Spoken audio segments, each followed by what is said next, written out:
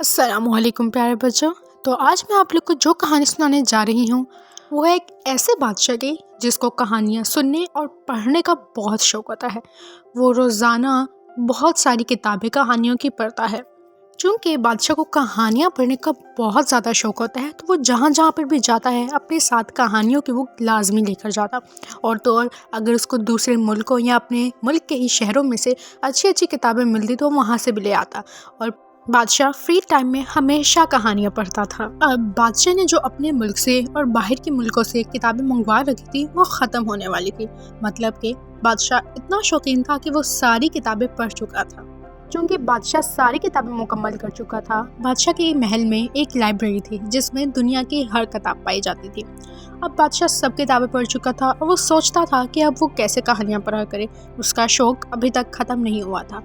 फिर उसने एक फ़ैसला किया और अपने ग़ुलाम को बुलाया और ग़ुलाम से कहा कि जाओ पूरे शहर में ऐलान कर दो कि जो मुझे रोज़ाना एक लंबी लंबी कहानियाँ सुनाएगा मैं उसको इनाम दूंगा। और कहानी बहुत ज़्यादा लंबी होनी चाहिए और हर दिन एक नई कहानी होनी चाहिए। बादशाह का ग़ुलाम बादशाह की बात मानता है और जगह जगह जाकर ऐलान करता है कि बादशाह को कहानी सुननी है। और जो बादशाह को हर दिन नई कहानी और लंबी लंबी कहानियाँ सुनाएगा बादशाह उसको इनाम देगा और बहुत ज़्यादा इनाम देगा। इसी तरह लोग आपस में चहमगोइयाँ करने लगी कि बादशाह को आखिर हो क्या गया। तो हर दिन कोई ना कोई सोचता कि वो क्या करे। और फिर आहिस्ता आहिस्ता लोग सोचने लगे। अब लोगों को इनाम का लालच था। वो चाहते थे कि वो जाएँ और कोशिश करें कि बादशाह को कहानी सुना सकें। तो बहुत से लोग बादशाह के पास जाते और घंटों घंटों बैठ के बादशाह को कहानी सुनाते, लेकिन बादशाह को मज़ा ना आता। या तो बादशाह को उनकी कहानी पसंद ना आती या बादशाह को कहानी इतनी लंबी नहीं सुनाई गई होती तो बादशाह उनको वापस भेज देता। और ये सिलसिला ऐसे ही चल रहा होता है। अभी तक किसी को इनाम नहीं मिला होता। फिर एक बच्चा बादशाह के पास जाता है और उनसे कहता है कि मैं आपको कहानी सुनाऊँगा।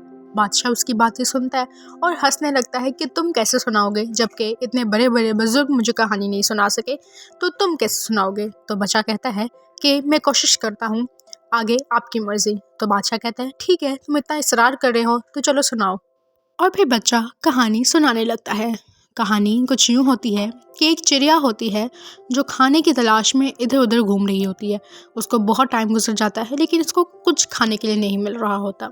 अब काफ़ी देर गुजर चुकी होती है, चिड़िया को कुछ खाने को नहीं मिलता।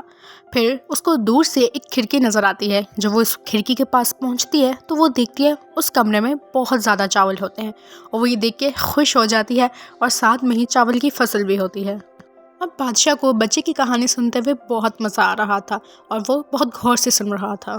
फिर चिड़िया बहुत खुश हो गई और फिर उस कमरे से चिड़िया ने अपने चोंच में एक चावल का दाना डाला और अपने बच्चों के लिए ले गई।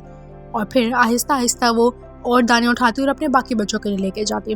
फिर चिड़िया की बहुत सारी दोस्तें थी और बहुत सारे रिश्तेदार भी थे तो चिड़िया उनके लिए भी लेकर जाना चाहती थी।